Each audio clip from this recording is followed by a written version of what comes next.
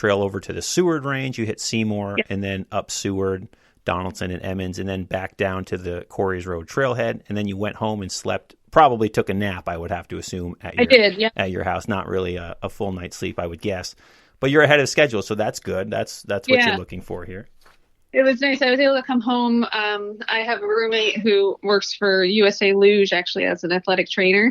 Cool. So, my neighbor is a USA Luge person as well. Oh, awesome. I'm sure they work together. Most likely, yeah.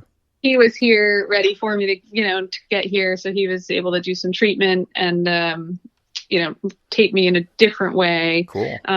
And so I ate some real food, and then I took a shower, which felt great, and slept for I think I only probably slept I laid down for 3 hours, but I think I only slept for 2.5 probably. Mm-hmm. But enough to feel reset. I don't think I felt refreshed, but I felt reset for the next day. Okay, let's start over. That's one of the benefits too of being local. You can just go sleep in your bed tonight. Yeah. No, it was very nice. Yeah. So day 2, what'd you have on tap? What was the plan for day 2 here? So day 2, we decided to start at Cascade. So day 2 is going to be kind of a connecting day of getting some of the longer approach ones out of the way. So we started at Cascade and Porter and did a bushwhack over to Big Slide, basically. And Jay and I had scouted that prior, but from the opposite direction and during the day. So this was I started at 1 a.m., maybe a little before that, at the Cascade trailhead. So pitch black. It had rained. It poured rain, I think, over that way. So everything was pretty wet. So the bushwhack was soaked, and it took us a lot longer than I thought it would, and that was a little bit demoralizing. Definitely was, kind of bit of a bummer. But sure. By the time we hit the trail, and I felt better at that point, and we got to Big Slide before the sun came up. And then, of course, Yard, I forget about, and how really it is a bit of a climb up to Yard. Oh, absolutely. Yeah. So really, we should have 47 peaks, I guess, because Alyssa did it too, I think. So. No, you probably did. I would have to imagine you also hit Pyramid too. So. Oh, yeah. Yeah. So there's more than 46 that you're hitting, that's for sure. Exactly. So then we dropped down to Klondike Notch Trail, which is also very nice, and went into the Klondike Notch Lean-To, where we stopped just for a quick resupply. I think I took off. I had a pair of special bushwhacking pants that I got for this adventure that are from Europe, that I think it's called Trimtex, something like that. They make an orienteering clothing. So it's a very breathable, super durable material. So I wore those whenever I did a bushwhack, as well as a jacket. So we kind of swapped everything out and started up it's really not a bushwhack. It's a herd path up Phelps, okay. which is beautiful. But it's a trail. So did you have your bushwhack pants? Did you have those in your backpack that your pacer had, or you didn't put them on until this point? No, I put them on when we got to the top of Porter. Okay, I guess. Sure. So that was in your backpack, which is what your pacer was carrying for you. Yeah. Cool. Yeah. Got it. Okay. Yeah. And then. Yeah, so we got up to the top of Phelps, and I had a new pacer meet me, my friend Bethany. And so she took me down Phelps over to Tabletop and then back to the lodge. Just kind of knock those ones out of the way, which was probably where I saw the most people, to be honest. Otherwise, I didn't see many people. I could imagine. Day 1, I think we saw 2 besides us and Jay. So nobody. And then, so we saw quite a few people in that section, obviously out to Marcy Dam and out to the lodge. But and at that point I was still on schedule. So I made it out to the lodge a little after 11 a.m. which is exactly what I had, projected for. And, I had a bunch of friends there at that point, which was really nice to see some people. And I had Matt was there, my roommate, the athletic trainer. So I had him, tape my Achilles again, and it took the pain away completely, actually, which was amazing. So that was great. Because I still was having it somewhat, through that bushwhack and up Big Slide and Phelps. So, the taping worked perfectly. So after that, we did Street and Nye. Aaron came out with me for Street and Nye, which again, I hadn't done in many years. But those were great. And then at that point, I had started to develop, as I mentioned before, I was kind of compensating with my other leg because of the Achilles. And my Achilles felt great. So I really wanted tape on the other leg. So we ended up taping the other leg, because I'd started to develop some pain in the front extensors, which run from kind of your toes up the front of your ankle. And even actually all the way up the front of your leg. And they kind of control the extension of your foot, basically. So like when you make a larger ankle or a larger angle with your ankle, or if like you're going downhill, that was bothering me. So we taped that up, and that felt pretty good. And at this point now we're a little behind because I did spend more time at the lodge than I had planned. And my friend, and then Jan was there at this point after Street and Nye to do the MAC range with me. And so we started up the MAC range much later than I thought. I think that this went a few hours back from my projections, but that was okay. I wasn't really concerned, I was okay with it. And so we started up the MAC range, and we got to Wright, and there was a big storm like blew over. So, of course, like it wouldn't be right if it wasn't too super windy and of course. And 100%. fogged in and rainy. Yeah. So took a quick pick and then headed down. And by the time we got to Algonquin, it had totally blown over. It was beautiful. This was at like 7 or 7:30 maybe. So it was beautiful, that light kind of golden hour. There was a little bit of a double rainbow that we could see. So that was pretty amazing. And having it all to ourselves was great. So we totally layered up there because it started to get pretty cold, exposed and a lot of wind.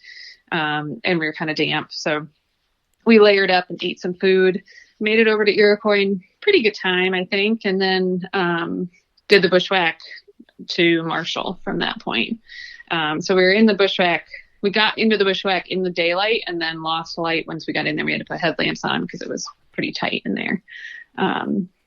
But yeah, so we got through that pretty quickly. It was, it wasn't too bad.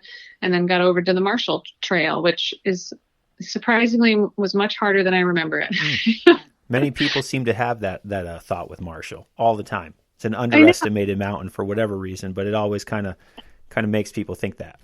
And I've done it several times, and I did it last month, in training. And I was like, man, I don't remember all these ledges, like having to pull myself up so frequently. And at that point I was very tired. That was the first time I felt a little bit, loopy headed and kind of like my balance wasn't as good. So I definitely could tell that like the sleep deprivation was getting to me at that point. And, the downhill off Marshall took me a very long time because of that. Okay. So we summited and then took our time coming down. We actually ran into a illegal campsite, like right on the herd path, coming off of Marshall, like right in the middle of it. Like I had to step on their tent to get around it because there was no other way. And so we made it down, and the plan had been that we would camp at like Feldspar, that possibly Jan and I would do Colden and then meet them at Feldspar, to sleep for a couple hours. But I had lost a lot of time coming down off of Marshall, and there were no lean-tos available at all. Jay and our other friend Ian had kind of walked around, like gone in up via Lake Arnold to Feldspar lean-to. There was a guy in there, and they didn't want to push it as far as like we were going to be up at all hours and loud, and he didn't seem super keen on sharing, so they said that's fine. Got it. And then uphill was all full. There really wasn't much available there, and then the lean-tos they did make it past by Colden were all full as well. And it's like coming in at 1 a.m. and then waking up at 4 a.m. is not super friendly, Sure, so we did sure. bother people either. So we ended up just sleeping in the dirt basically. Okay. Which was fine with me because I fell asleep pretty much immediately and, had some real food, laid down. Every opportunity I got, I took my shoes and socks off and let my feet air dry, and kind of kept them somewhat elevated too, if I could. Mm-hmm. How long would you say, on average, you actually stayed on the summit? Obviously, you're going to rest on some and not rest on others, but what were what's kind of the ballpark, how long you tended to stay up there? Not very long. I think, we usually took a picture and kept going. No, that's what I figured. Cool. We did stop. Like Jan and I stopped. We did eat a little bit. I guess like on top of Marshall, we stopped for a few minutes and ate, and refilled some water off of his Camelback, that sort of thing. A lot of times though, like my pacers would refill my water bottle and mix some Tailwind in with it, and that I would keep going. They would catch up to me, just so that I would keep my momentum moving. Sure. And they were usually moving faster than I was. So cool. So day 2 began about around 1 a.m. at Cascade. You hit Cascade and Porter, and then you bushwhacked down the backside of Porter over to Big Slide, down the Klondike Trail to the lean-to where you had a resupply at that point. And then you went over to the Lodge and hit Phelps and Tabletop.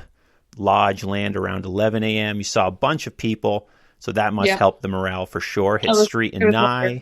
Yep. And once you were on Street and Nye, that's when you were starting to feel a little bit of fatigue in your other leg, let's say. That's starting to kind of bother you, those little annoying pains. And at that point, you said you started to become a little behind schedule as to what you were planning as you were heading up to the McIntyre Range. And then you hit Wright, Algonquin, Iroquois, and then the beautiful fun bushwhack over to Marshall that doesn't take any effort at all out of a person.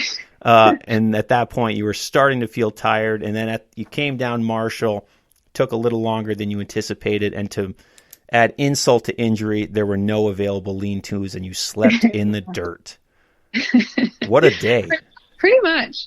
To be honest, though, I think sleeping in the dirt was actually a little more comfortable than a hardwood floor, so sure, it's okay.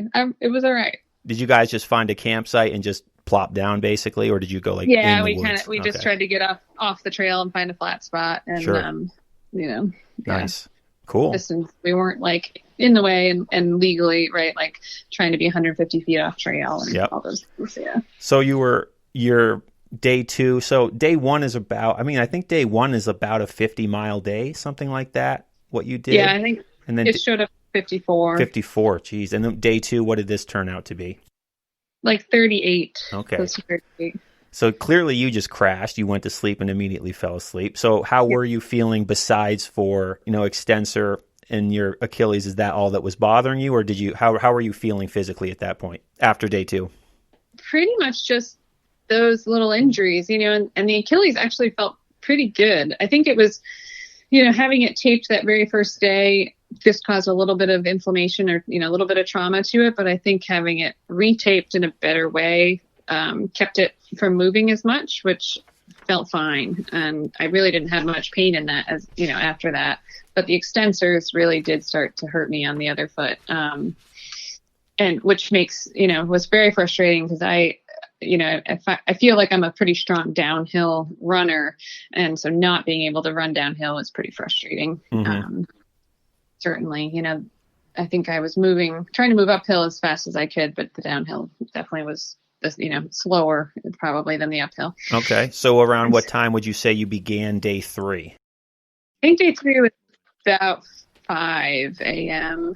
ish. I think I can actually look.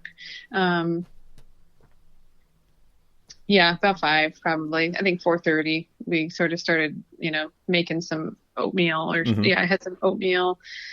And I used a Tailwind rebuild product. It's like a recovery mix that's got a great combination of carb and protein. So I was actually able to drink those frequently. So I think that helped quite a bit. So I think I had some of that and some oatmeal. And then we tried to just get moving. But those are my least favorite parts, to be honest, is the, having to start up again after laying down for a couple hours. Sure. And I think like looking back, I would have slept a little more the first night here at home, and then try to take even shorter naps out there. Okay. Probably.